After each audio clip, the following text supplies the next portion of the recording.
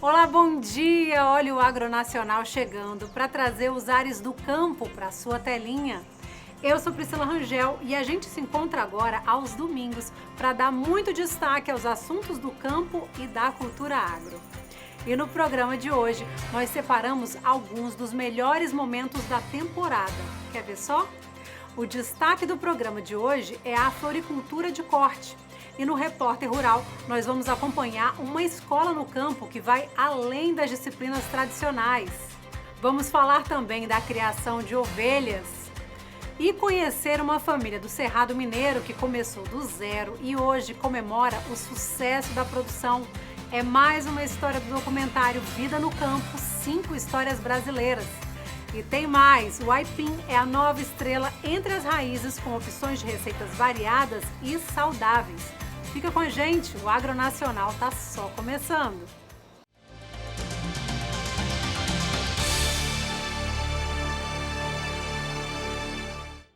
E no Repórter Rural de hoje, Cissa Ramalho traz a floricultura de corte e o ensino de agricultura para os filhos dos produtores. Isso acontece em uma escola que oferece mais do que as matérias tradicionais e aposta em projeto de educação para o futuro no campo. Evasão escolar e evasão de terras, 2 problemas típicos de zona rural. Para resolver isso e ainda capacitar a mão de obra local, estimulando o povo daqui a criar raízes, um novo método de ensino foi implementado. Algo simples, barato, mas extremamente eficaz. Ensinar na escola, para o filho do produtor, a teoria daquilo que já vive no dia a dia, a lida na terra. Em um dos colégios aqui de Nova Friburgo, a adubação é disciplina tão importante quanto a matemática, e é para lá que estamos indo agora.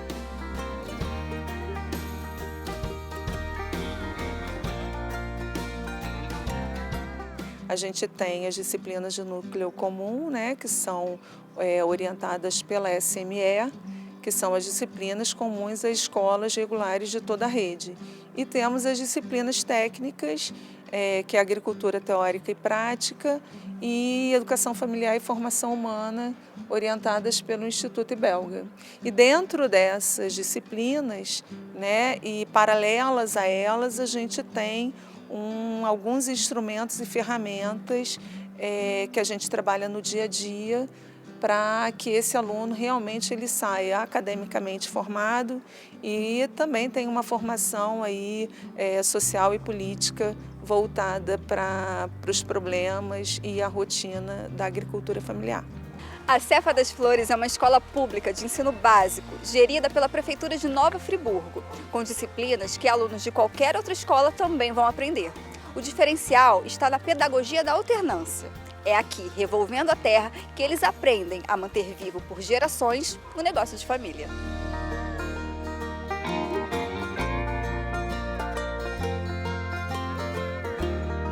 São disciplinas assim pertinentes à pedagogia e os professores são da responsabilidade do Instituto, entende? Mas essas disciplinas elas fazem parte da grade curricular como todas as outras. Então o professor de agricultura teórica ele vai para a sala de aula, dá toda a teoria voltada a essa parte de agricultura que já é conhecida pelo aluno, né, na prática dentro das famílias, dentro das suas casas, e o professor da prática de agricultura, ele tem esse planejamento de aula também alinhado com o planejamento de aula do professor da área teórica. Então ele vai aplicar na prática aqui na área externa, nas estufas, a gente tem espaço lá embaixo, e aí esse professor da prática, ele vai trabalhar com os alunos com ferramentas, com solo, tudo que esse aluno viu na teoria dentro de sala. Uma das beneficiadas por esta pedagogia diferenciada é Ana Clara, de 15 anos. Cursando o 9º ano, ela estuda na Cefa das Flores desde o 6º, junto com mais um irmão. E essa dobradinha de disciplinas tradicionais e agrícolas tem ajudado a manter a tradição da família Palmério com a terra. A minha família toda trabalha com isso. Minhas tias, meus tios, sempre desde pequenininho, meu pai sempre, desde 2 anos, ele já ajudava meu avô na lavoura, já ia para a lavoura com ele. A minha mãe, ela morava no Rio, a família dela veio para cá quando ela tinha 14 anos. E aí ela conheceu meu pai Eles se casaram, foram morar junto e aí ela começou a ajudar ele na lavoura também. Eu vou para a lavoura com meu pai umas 2 vezes por semana, porque eu fico mais dentro de casa, porque minha mãe vai mais para a lavoura, então eu fico responsável pela casa e pela comida. E quando eu vou para lá, às vezes meu pai está fazendo alguma coisa, eu falo, pai, eu aprendi que isso na escola não é bem assim, tem outra forma de fazer, que vai te dar mais vantagem, que vai ser uma coisa melhor para você, que vai te dar menos trabalho. E assim, se ele achar que é melhor para ele, se ele achar que vai ser fácil de aprender, ele faz, porque às vezes também tem coisa que para ele não vai ser fácil de aprender, entendeu? Depois, na hora da colheita, não, mas na hora de plantar, que às vezes tem um método diferente. Então, se a gente fizer esse método, vai adiantar o crescimento da planta, vai fazer mais rápido.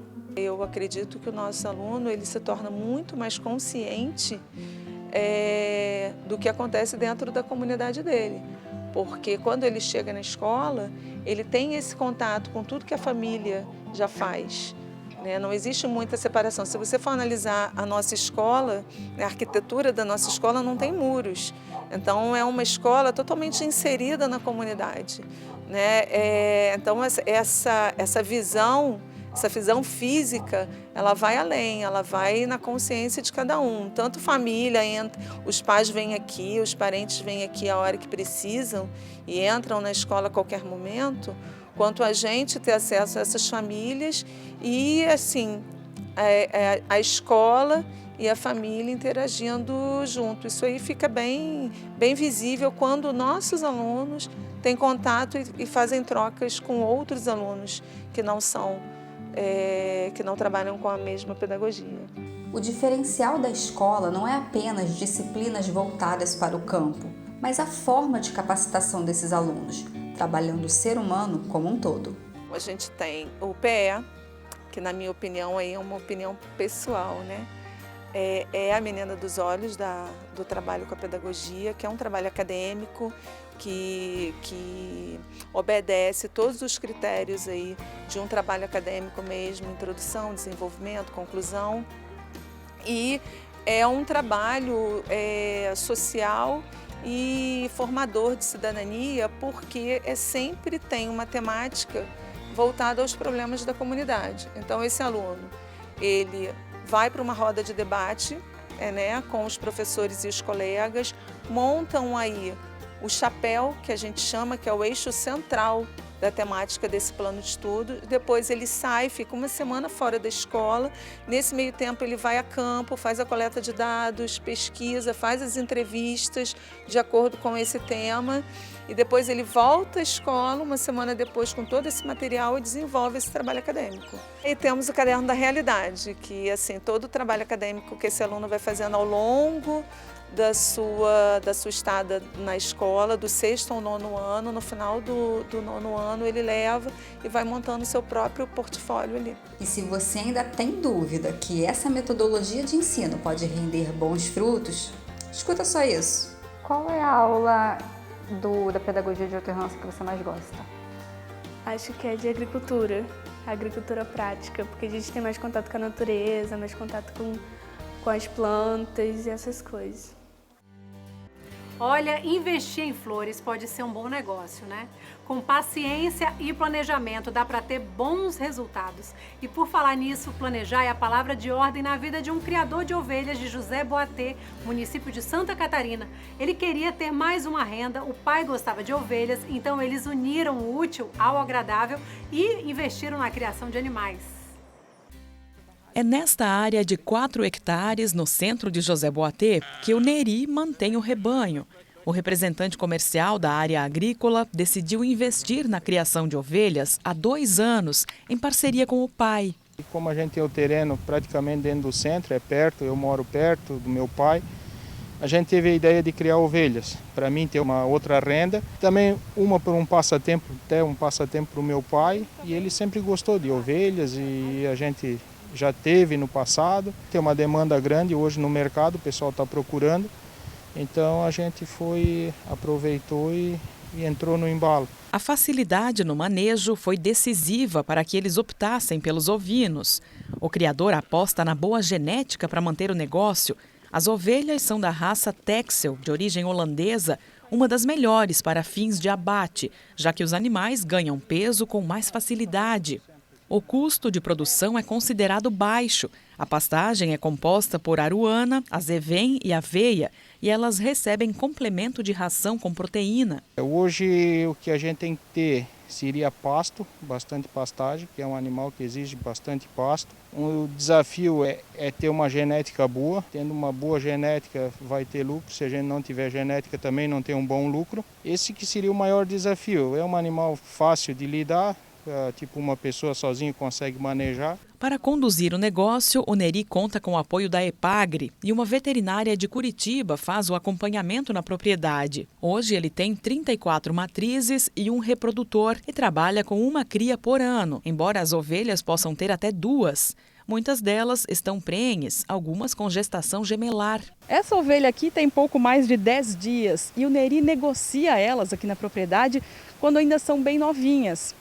Com cerca de 3 meses, elas são vendidas então para um criador de Santa Terezinha, que engorda e aí sim vai vender para o abate. Elas nascem, daí a gente faz o sistema de creep field, que elas já começam, depois de 30 dias, começam a comer, mamar e comer sozinha, daí com 90 dias eu estou vendendo. 90 dias o pessoal já busca para confinamento daí, né? O ano passado eu vendi ovelha com 90 dias, com 96 dias. A média de 38 quilos por borrego. Uma média boa, né? Hoje para o nosso plantel aí, eu fiquei até surpresa. A veterinária que dá acompanhamento também foi um sucesso, que nem diz ela. O preço da carne de ovelha hoje está em torno de R$ 35,00 o quilo. Alguns cortes chegam a custar até R$ 80. O capricho do produtor é essencial para que o negócio se mantenha, já que muitos começam e acabam desistindo da criação. O Neri quer ampliar o número de animais e sabe que é um investimento a longo prazo. Um lucro bom vai ser daqui a coisa para 3 anos, assim, né? A gente tem a ideia de chegar no mais 100 fêmeas. Até o momento tem bastante venda, bastante procura. Se eu tivesse o ano todo para venda, não ficaria uma, sempre estaria vendendo. Aí a gente quer continuar a investir bastante para ter um lucro bom. No Cerrado Mineiro, uma família mostra que as dificuldades podem ser um combustível para seguir em frente. Os desafios não são poucos, mas é possível produzir e ganhar dinheiro com a terra. Nós vamos acompanhar agora um trecho do documentário Vida no Campo, 5 histórias brasileiras da Videomakers.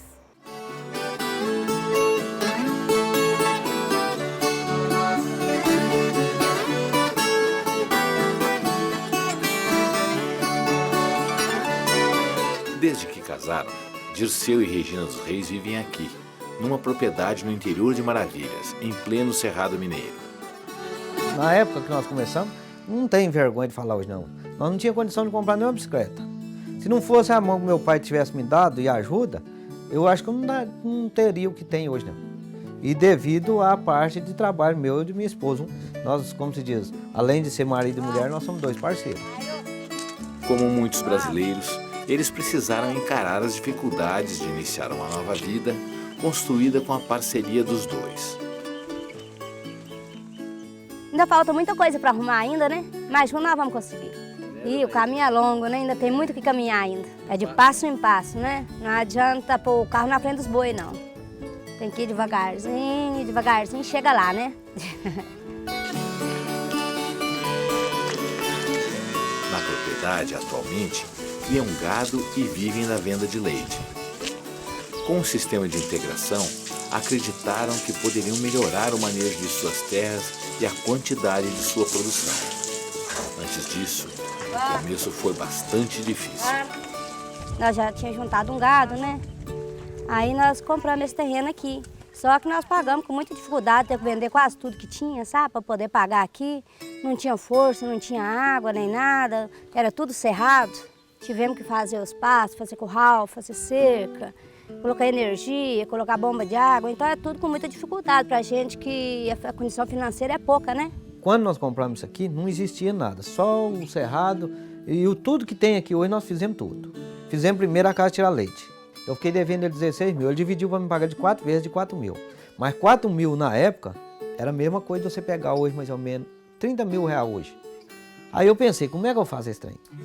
Aí eu passei uma semana sem dormir de noite, pensando como eu ia fazer. De dia eu trabalhava, de noite eu pensava. De dia eu trabalhava, de noite eu pensava. E nisso eu passei uma semana sem dormir. Foi aí que aí surgiu um vizinho, como se diz, ela é vizinha e sogra de um cunhado meu.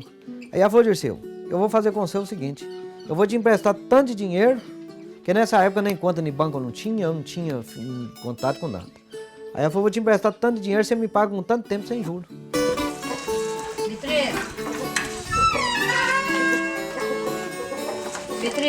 Persistiram no trabalho porque acreditaram no seu negócio. E o caminho natural era implantar tecnologia para aumentar a produtividade. Crioulo, velho. Aí nós começamos. Fomos tratando as vacas, fomos agilizando as coisas, entregando leite na rua. Nós começamos com 15 litros. No final, entregava mais ou menos 150 litros de leite por dia. Aí no período mais ou menos de 6 a 7 meses, mais ou menos, eu consegui comprar uma moto, entregando leite na rua. Com charrete com cavalo. Eu saía daqui de casa aqui 6h30 da manhã. Eu chegava aqui 1h da tarde. E a Regina já estava fazendo as outras partes de serviço, vários serviços. Aí depois que nós compramos essa moto e a carretinha, aí eu saí daqui mesmo horário, mas porém eu chegava aqui 8h30 da manhã, eu já estava aqui de volta. Com 150 litros de leite em cima da carretinha, que eu entregava na cidade. Então eu acho que você tendo Deus e você trabalhando honestamente, eu acho que não tem nada que segura a gente.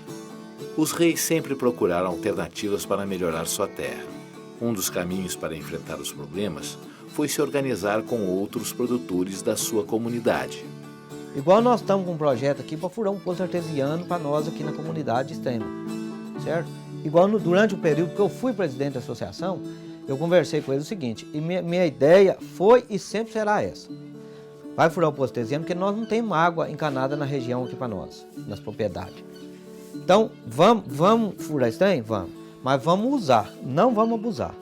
E cada um conscientizar e pagar a sua taxa. Por quê? Se eu usei muito, eu vou pagar muito. Se eu usei pouco, eu vou pagar pouco. Então nós fizemos essa união para quê? Para nós ter um custo-benefício do leite melhor. Porque nós precisamos de arrumar estrada na comunidade. Vai um bendito hortifruti lá sozinho, o prefeito não quer nem saber dele. Então se você bateu com uma associação, a associação tem muito mais força do que um sozinho. E a associação, na realidade, é a comunidade reunida. Tudo que um precisa, o outro tá ali pronto para ajudar. Às vezes, antes, nem na casa do vizinho a gente não ia, né? Então, melhorou demais depois que fez a capela, montou uma associação aqui na região. A implantação do ILPF, com mais árvores e sombra para os animais, permitiu aumentar a produção de leite. A família pôde, enfim, começar a sonhar mais alto e concretizar seus planos. Existe um sonho que a gente tem desde a área da infância, de ter a propriedade particular da gente separado. Nós pretendemos fazer uma casa, pretendemos comprar uma caminhonete mais nova e eu vou trabalhar mais na parte genética de gado. Porque hoje nós estamos tirando mais ou menos, em torno mais ou menos de 450 litros de leite por dia. Dá para nós comer, beber e pagar as contas não. E viver tranquilo aqui na hora. Valores e sonhos passados também ao filho do casal. Filho de peixe, peixinho é, hein? O trem. Mas eu não sei se futuramente vai conseguir segurar ele aqui no meio rural. Eu acho que eu e minha esposa nós estamos trabalhando para dar o suporte a ele, para ver se consegue segurar ele cá na roça. Certo? Então já trabalhamos com ele aqui. Ele já mexe na parte de feira em papagaio. Então ele já tem a parte onde que ele já trabalha particularmente para ele sozinho. Ele está com 11 anos, então aonde que a gente já começa a ensinar os filhos é de novo. Por quê? Por dia da manhã ele saber o valor que tem o meio rural. Eu vim aprender com meu pai e minha mãe, mas eu sempre gostei de plantas, animais, carneiro, cachorro, porco, galinha, garnizé, vaca, boi.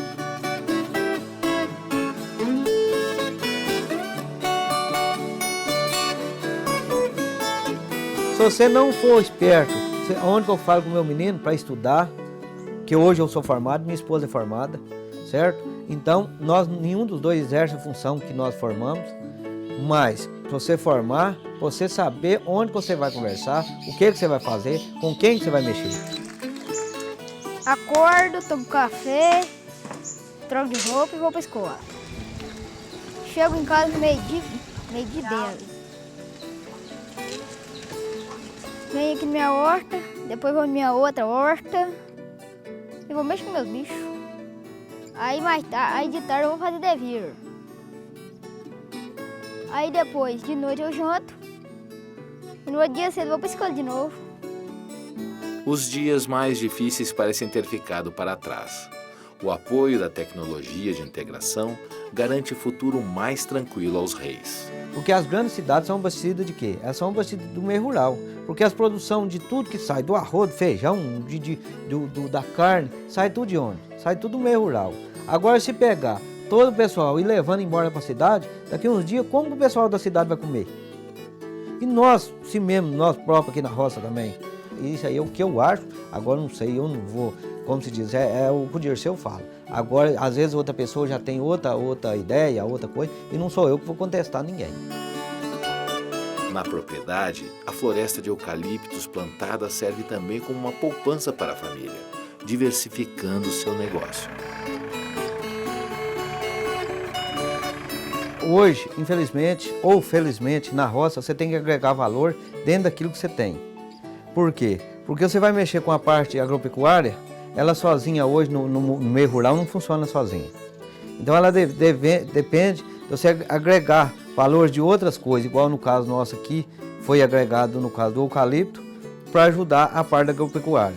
E no eucalipto nós entramos com a parte de apicultura.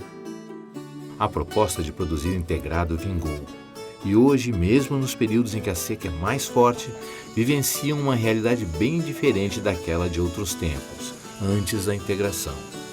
Uai, foi quando nós começamos a ajeitar, né? Quando nós compramos aqui, conseguimos pagar. Quando nós tivemos nosso menino, né? Foi bom demais, foi uma alegria, né? E agora que nós estamos construindo a casa. Aí é uma vitória, né? Muito grande. Não, ainda tem muitos planos para frente, né? Se viver 100 anos, eu acho que não dá para completar os planos tudo que nós estamos planejando, eu e o Dirceu e o Fernando. A gente acompanha aqui no programa várias histórias diferentes, mas todas com um objetivo comum: crescer com o trabalho na terra. Esse é o foco também de quem promove o Dia de Campo para ajudar agricultores com novas técnicas no plantio e cultivo de produtos. Hoje nós vamos aprender um pouco mais sobre o aipim. Existem vários tipos dessa raiz com opções de receitas que são muito saudáveis. Mesa farta, muitas variedades de aipim e conhecimento sendo passado adiante. Assim foi o Dia de Campo promovido pela Epagre em Aurora. Ajubá, Uirapuru, Guapo, Sempre Pronto, Estação e Peticinho. Estas são algumas das variedades desenvolvidas pela Epagre de Uruçanga e que foram apresentadas para os agricultores da localidade de Ribeirão Pacas. Foi montada uma unidade experimental para avaliar o desempenho de cada uma. A princípio elas se adaptaram bem, produziram bem, apesar de ter sido um ano com falta de chuva, né, mas elas tiveram um rendimento bom. Algumas um pouco mais, outras um pouco menos. A gente pode destacar a variedade de estação, né, e a variedade que ela está pronta o ano inteiro, vamos dizer que é um aipim que descasca, que pode ser cozido o ano inteiro, elas se destacaram em produtividade e em qualidade de rama. E para saber se as variedades são boas, não pode faltar o teste principal, a panela. O aipim, ele responde ao solo, ao clima, à altitude de forma diferente. E nós aqui hoje avaliamos nessa condição local. E dele nós também elaboramos diversos pratos para que possamos utilizar ele de uma forma mais diversificada dentro da propriedade. Na cozinha, as agricultoras se dividiam nas tarefas para preparar os diferentes pratos. Além do aspecto cultural, que para a nossa região ele é um alimento importantíssimo no aspecto cultural, nós temos também esse resgate do uso do aipim, porque ele como alimento ele é completo, ele é nutritivo, ele tem um papel importante na alimentação, principalmente como substituto dos farináceos. Como ele tem uma boa digestibilidade, ele é ótimo para você fazer algumas substituições. Aos poucos, a mesa foi ficando cheia de diversidade. Além das variedades para degustação, teve croquete, pastelzinho, coxinha, vaca atolada e até pizza. E essa é apenas uma pequena parcela de tudo que é possível fazer com a raiz. Ele sempre foi um alimento importante dentro das famílias e hoje ele entra com uma oportunidade de venda, né? Antigamente a região era tradicional na produção de mandioca para fécula e para farinha. Hoje a gente vê que pode produzir muito aipim de cascata para ser vendido dentro dos supermercados para consumo dentro das famílias.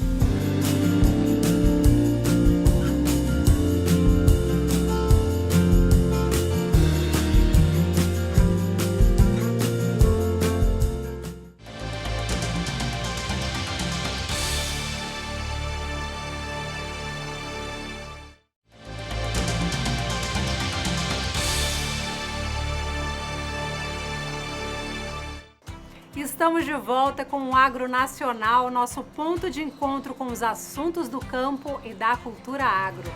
E se você gosta do programa, já nos acompanha aqui pela TV Brasil, mas quer também assistir online, basta procurar o Agro Nacional no YouTube ou pelo aplicativo TV Brasil Play. Mas isso só depois de assistir ao que a gente separou aqui para você, tá? Porque seguimos falando sobre agricultura urbana. E no Repórter Rural de hoje vamos acompanhar os desafios de quem quer cultivar nas grandes cidades e também as políticas públicas para o setor. Vamos falar também de novas descobertas de insetos no cerrado.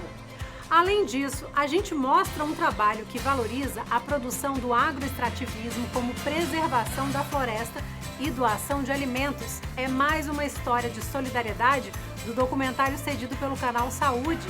E tem mais, a receita dos deliciosos biscoitos Dedos de Maria. Continua com a gente, porque o Agro Nacional tá bom demais.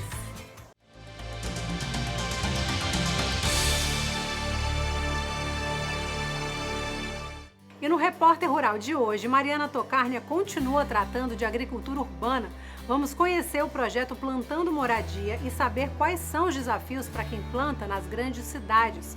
Aproveitar cada espaço pode ser crucial, hein? Vamos conferir?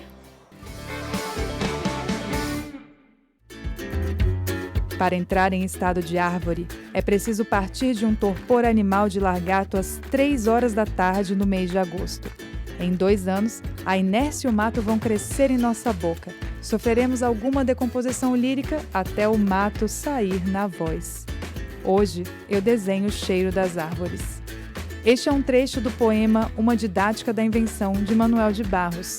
Mas o que poesia tem a ver com a agricultura urbana? Para Fernanda, uma não existe sem a outra. Eu pesquiso poesia e natureza, né? E aí eu tenho algumas coisas com fotografias de plantas, poesia sobre plantas, sobre esse dia a dia na natureza. Manuel de Barros, que é um poeta que trabalha com a natureza, que é um poeta que eu amo. Ao mesmo tempo que eu cuido da terra, eu escrevo, eu tenho essa relação que eu trago assim, do meu dia a dia, e ao mesmo tempo tem as partes mais burocráticas do projeto, que é cuidar da composteira, que a gente tem, né? Aí a gente coloca palha. Fernanda é estudante de letras na Universidade Federal do Rio de Janeiro e é também coordenadora do projeto Plantando Moradia da universidade. O projeto começou quando estudantes que viviam nas moradias estudantis decidiram transformar a paisagem que viam da janela em espaço de cultivo. O local virou também escola, onde são compartilhados conhecimentos de agroecologia e permacultura. Tudo isso em meio à cidade. A agricultura urbana é uma alternativa barata e eficaz para garantir o acesso aos alimentos e suprir as necessidades de consumo de uma região. Não é preciso muito espaço. Em uma cidade grande como o Rio de Janeiro, em poucos metros quadrados, é possível começar um viveiro para uma horta riquíssima. O projeto Plantando Moradia é prova disso. Em uma caminhada pelo espaço, encontramos bananeiras, plantas medicinais como o mertiolate, plantas famosas na culinária como o dendê, além de frutas para comer direto do pé. Essa daqui é uma pequena acerola que nasceu fora de época. E aí a gente faz muitos sucos, né? Plantar em áreas urbanas, no entanto, apresenta muitos desafios. O principal deles é o reconhecimento da prática como sendo agricultura e, com isso, a criação de políticas públicas que incentivem esse cultivo. Acho que o primeiro desafio, né, e que a gente tem procurado dar conta, que é o desafio do reconhecimento, né, de legitimidade. E a gente vê que, né, o próprio fato da gente estar aqui conversando sobre agricultura urbana já é uma forma de reconhecimento, né, das pessoas reconhecerem a possibilidade da agricultura existir na cidade. Mas acho que o outro desafio é um desafio de conquista de políticas públicas, né? A agricultura urbana, ela precisa ter condições de saneamento para existir. Você precisa ter um solo são, né? Você precisa ter água limpa, não poluída, ar, né? Se tiver um ar com metais pesados, isso vai comprometer os seus cultivos, né? Então você precisa ter condições ambientalmente adequadas para praticar a agricultura urbana e uma vez que ela existe, ela também vai produzir condições equilibradas, né, no meio ambiente. Então é uma atividade, acho que desafia, porque por ser ela múltipla, né, por ser contemplar diferentes expressões, ela pode estar presente em diferentes políticas públicas, né? No Brasil, não existem regras específicas sobre agricultura urbana que valham para todo o território nacional. Alguns municípios se atentam a essas práticas e buscam desenvolver em seus territórios políticas públicas específicas.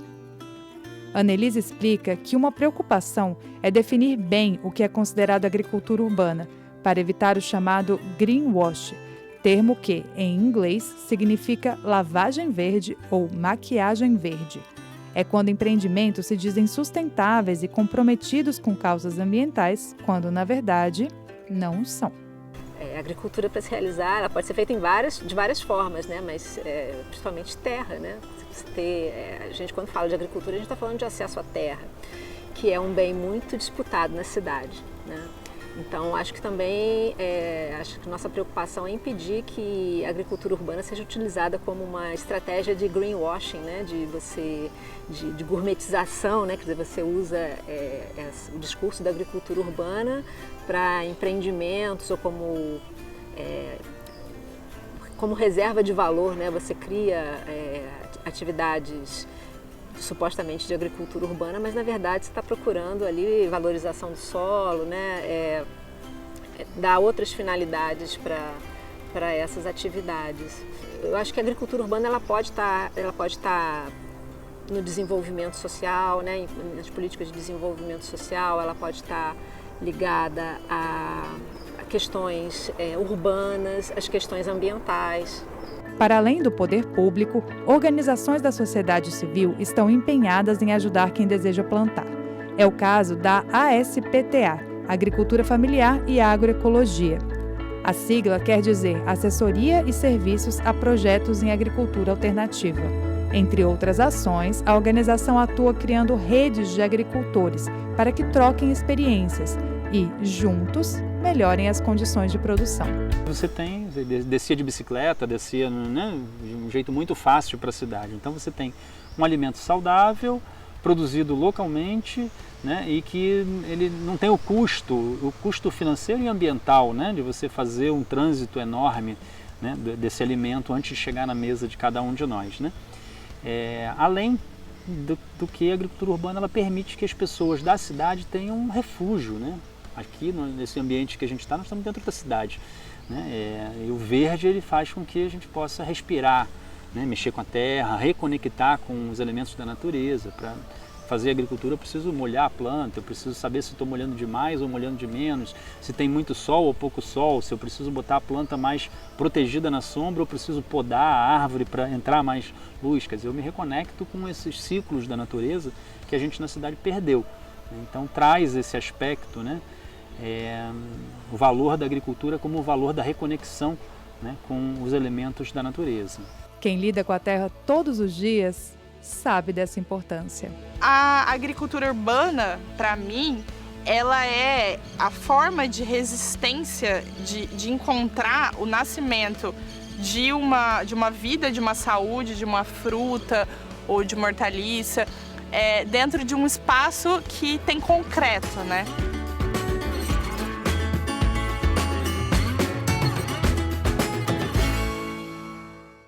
Os desafios estão aí e as descobertas são bem-vindas, principalmente quando podem ajudar na preservação e no conhecimento de novas espécies. É o que podemos ver no trabalho da Universidade Federal de Goiás em pesquisa com insetos do Cerrado. Dá só uma olhada. A ciência conhece, já identificou e descreveu 1,5 milhão de espécies, mas a expectativa é de que existam entre 10 e 100 milhões espalhadas por aí. Ainda tem muita coisa para se descobrir e isso é super importante para a conservação, afinal a gente preserva o que conhece. A taxonomia é uma importante área das ciências biológicas que busca conhecer e catalogar, estudar melhor cada espécie. A professora Sara tem estudos nessa área, não é isso, professora? Conta pra gente, quanto a gente conhece da natureza? Em termos de conhecimento real, nós conhecemos em torno de 10% de todas as espécies conhecidas. É bem pouco. É muito pouco. É muito pouco. Para alguns grupos, são grupos maiores, estudados tradicionalmente, como por exemplo mamíferos, o número muito difícil a gente ver novas espécies sendo descritas, com exceção de morcegos e pequenos roedores, mas no meu universo, que eu estudo insetos, então a gente tem espécies novas sendo descritas diariamente de todos os grupos. Aqui na UFG mesmo, na nossa coleção, a gente tem um monte de espécies novas por serem descritas, material novo que a gente tem coletado no Cerrado e que nós, professores, juntamente com os alunos, estamos trabalhando para dar nome, para divulgar esse material e para tornar essas espécies então conhecidas, que o processo é um pouquinho longo. Nós conhecemos pouco porque existem muitas espécies, né? Nós somos uma espécie, a espécie humana, no universo aí que pode ser de 100 milhões. E porque existem poucas pessoas que trabalham com isso. Aqui nós formamos taxonomistas, mas os taxonomistas, quando formados, têm que assumir posições de trabalho no país. Então, eles vão trabalhar ou em instituições universitárias de ensino superior, ou nas instituições de pesquisa, ou nos museus, que também são poucos no Brasil. Então, isso também vale para o resto do mundo. Então, nós costumamos chamar isso de lacuna linneana, ou uma crise do impedimento taxonômico. Há muito mais espécies descritas do que nossa capacidade de conhecê-las e descrevê-las. A professora Sara trabalha na observação de insetos, mais especificamente estes bem pequenininhos. O material pode tanto ser um material proveniente de coleções, como a gente tem visto aqui, um material que tem já depositado nas coleções, que foi coletado por outros pesquisadores e está hoje guardado e curado nessas coleções, ou a gente pode escolher uma área-alvo, que é uma área que nunca foi estudada, ou que seja uma unidade de conservação que não existem os dados, e fazer os trabalhos de campo. Então a gente vai para o campo, coleta o material com técnicas específicas de coleta, traz esse material para a universidade e como o material é muito pequeno, com auxílio de lupas e microscópios, a gente estuda e identifica esse material. Então ele é feito a posteriori, depois da etapa do campo. Depois que o material vem para a instituição e ele é comparado com o material que já está depositado nas coleções do Brasil e do exterior, se for constatado que é uma espécie nova, aí esse material tem que ser formalmente descrito. Então ele é fotografado, hoje em dia é essencial que você tenha uma fotografia em alta resolução, ele é descrito morfologicamente em detalhes, todas as características do animal. Um exemplar é selecionado para ser depositado em coleção, que é o exemplar que recebe as etiquetas rosinhas, chamado de holótipo, ele vai fixar o nome, e os outros exemplares a gente pode distribuir para as coleções do Brasil e do exterior, dependendo da quantidade de exemplares que vier. Mas isso só tem validade a partir do momento em que o artigo é publicado numa revista internacional ou nacional que tenha abrangência na comunidade. De nada adianta um monte de espécies novas aqui dos armários da UFG se elas não passarem por esse processo de publicação e divulgação dos dados, incluindo fotografias, ilustrações e um exemplar depositado na coleção. Segundo a professora, as maiores coleções de insetos são as do Museu de Londres e do Museu de Paris. Eles têm inclusive material brasileiro, porque historicamente é comum cientistas fazerem pesquisas aqui e levarem o material para outros países. No Brasil, perdemos a maior coleção que tínhamos, no incêndio do Museu Nacional, no Rio de Janeiro. Temos coleções também aqui na UFG, mas são coleções iniciantes em que nós estamos começando a aportar material do Cerrado e espécies novas descritas aqui das unidades de conservação do Cerrado. Conta mais um pouquinho, professora, dos exemplos que vocês vêm encontrando aqui com pesquisas na UFG. A gente já coletou registros novos de famílias, famílias que não tinham conhecimento para a América do Sul, agora a gente conhece. Nós já coletamos famílias que tinham sido dadas como extintas, material que foi descrito em 1910, 1930, que nunca mais foi coletado. Nós estamos coletando agora recentemente. Legal. Temos muitos registros novos de gêneros e inúmeros registros novos de espécies. O que a gente tem feito, aqui trabalhamos em conjunto eu e o professor Wellington, nós mantemos aqui na UFG o material que é do nosso grupo de estudo e o material dos outros grupos a gente está distribuindo para pesquisadores no Brasil inteiro, para a gente tentar publicar esses dados o mais rápido possível.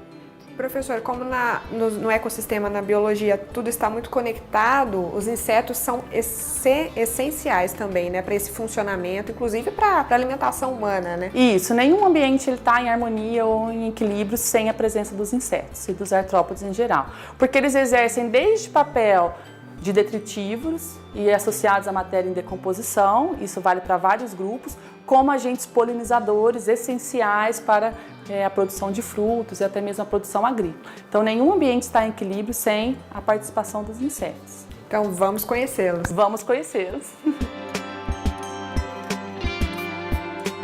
A UFG está aberta a todos, nós temos coleções e exposições anuais aqui. Estudantes de todas as idades são muito bem-vindos. Quem quiser vir, conhecer, aprender como se faz, a UFG está de portas abertas para receber todos vocês. Em Santarém, no Pará, agricultores criaram um projeto para valorizar a produção que vem do agroextrativismo. Eles plantam, colhem, preservam a floresta e trabalham para ajudar, doando parte da produção. A gente assiste agora um trecho do documentário Solidariedade, do canal Saúde da Fiocruz.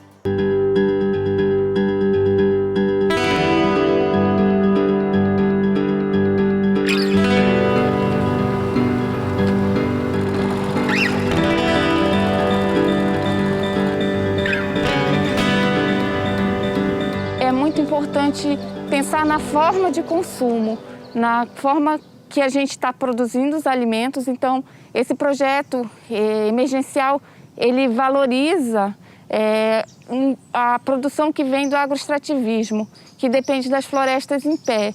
Então, é importante a sociedade compreender e valorizar esse trabalho dos agroextrativistas, porque eles fazem um trabalho de preservação das florestas, mas também, principalmente, eles contribuem na alimentação das famílias santarenas, das famílias de toda essa região. Ainda temos muita dificuldade para vender o nosso produto agroextrativista. Agora que nós estamos tendo esse reconhecimento, nesse novo trabalho que a gente faz em parceria com vários outros segmentos, a UFOPA que tem valorizado, agora a Amprosurt que fez um projeto em parceria com a Associação de Mulheres, a qual eu represento, juntamente com outras diretoras. Então a gente tem valorizado e tentado cada vez mais disseminar essa proposta da agroecologia. Então eu estou aqui trazendo esses produtos, a laranja, o limão, a tangerina, o abacate, outras nossas companheiras das outras regiões que estão trazendo os derivados da mandioca, como a goma, a farinha, e a parte de hortaliça, de verdura que vem também da região do Planalto, né, para que formem as cestas básicas que vão fazer a doação.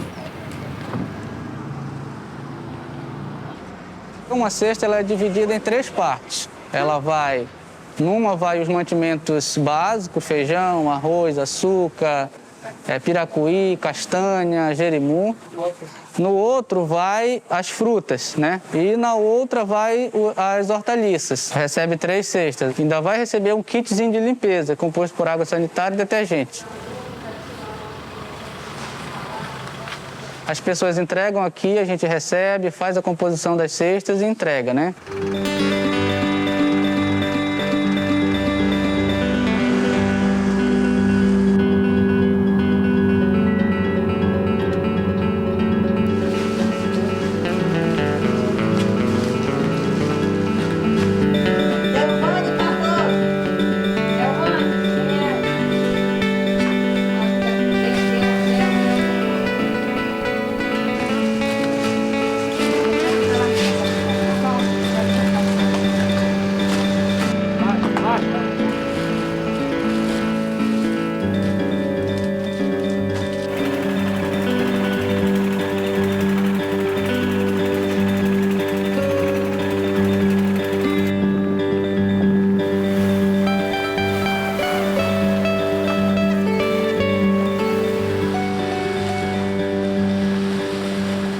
interior nós temos esses benefícios, entendeu? Essa riqueza, essa floresta maravilhosa.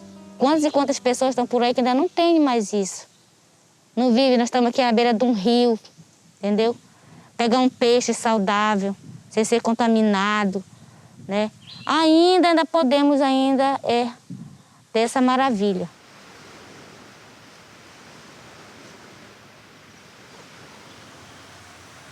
Hoje foi um dia muito importante para a Associação Comunitária Amprosurte, onde ela pôde, junto com as outras comunidades, dividir um pouco do seu trabalho, que foi em parceria com a Fundação Banco do Brasil, está trazendo cestas para serem distribuídas tanto na comunidade de Surucuá, quanto na comunidade de Parauá, Retiro, Aldeia São Pedro, Aldeia Muratuba e comunidade de Vista Alegre.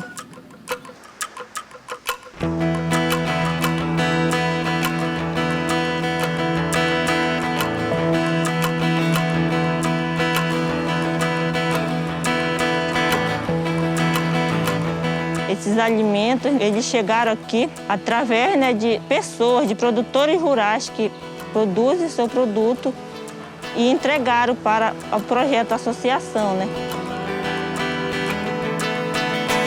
Talvez por a gente levar esse modo de vida tradicional ligado à agricultura agroecológica, a gente não dependeu tanto da cidade, porque a maior parte do nosso alimento a gente consegue tirar daqui mesmo. Por exemplo, a proteína pode vir do rio, o pescado, uma parte de carboidratos a gente consegue produzir aqui, então a maior parte da nossa produção, felizmente a gente consegue produzir aqui em uma pequena quantidade que sim, a gente compra no supermercado, né, que é a parte que a associação vem trazendo, esses outros alimentos que a gente não produz aqui.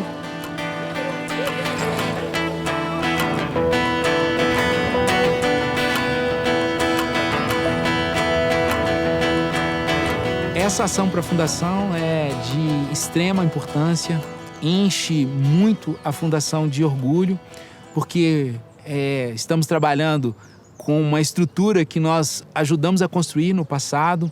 Ela dá um retorno muito positivo para os nossos doadores, a BB Seguros, o Banco BV, a Cooperforte, cerca de 17 mil pessoas que fizeram doações para a Fundação, e ela vai no centro do nosso propósito na Fundação, que é valorizar vidas para transformar realidades.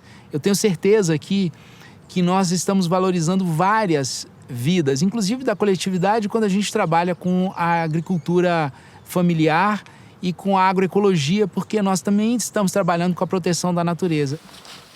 E agora nós vamos conhecer uma receita nova para dar aquela variada no cardápio. Que tal aprender a fazer biscoitos Dedos de Maria? Olha, dizem que fica tão bom que dá até para colocar em pote, decorar e vender. Pode ser uma chance de faturar com um bom negócio e ir para lá de gostoso, né? Vamos conferir?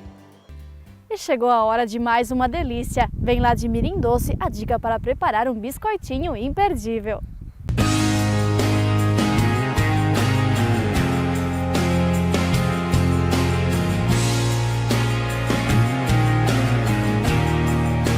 Oi Aline, hoje eu vou ensinar para vocês um docinho chamado Dedos de Maria. Eu aprendi com uma amiga e hoje vou ensinar para vocês também. Anote os ingredientes: 5 colheres de manteiga ou margarina, 5 colheres de açúcar, 1 ovo, 2 colheres de amido de milho, 1 colher pequena de fermento, 1 pitada de sal, trigo até dar ponto e açúcar granulado refinado para enfeitar. Então vamos lá. A gente vai colocar um ovo, a margarina, que eu estou usando margarina, né? Mas quem prefere usar manteiga pode usar manteiga. E o açúcar. Eu costumo fazer assim, bater na batedeira para ficar uma textura bem cremosa e depois facilitar na hora da gente espalhar o trigo.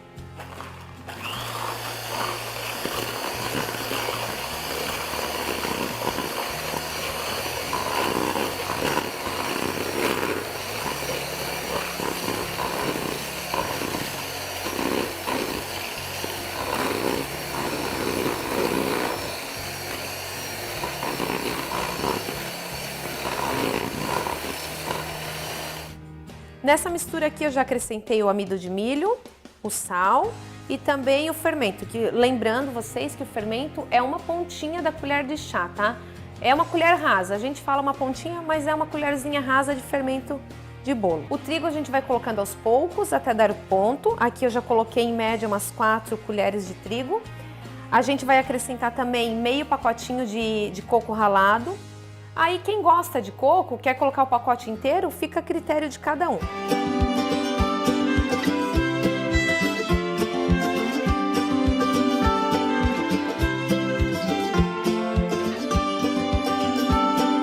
Ó, o ideal da massa é chegar nessa textura aqui, ó, pra gente poder fazer as bolinhas. Tá, agora a gente vai fazer os dedos de Maria. Aí vocês vão ver eu fazendo aqui uma bolinha e vão dizer, mas por que dedo? Porque eu não consegui fazer o dedinho, que a gente pode fazer uma cobrinha assim e fazer dedinho. Aí eu achei mais fácil fazer uma bolinha, passa no açúcar granulado e eu amasso com o garfo, ó.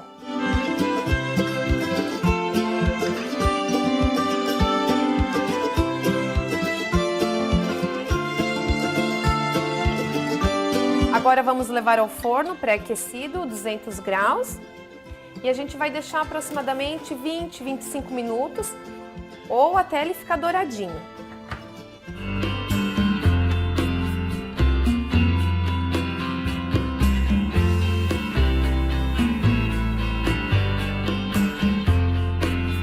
Nosso docinho está pronto, agora a gente vai experimentar. Ele tem uma textura bem crocante. Olha. Gente, ficou muito gostoso. Então, a minha dica é que vocês façam. Saboroso, gostoso. No vidrinho ficou ainda mais bonito.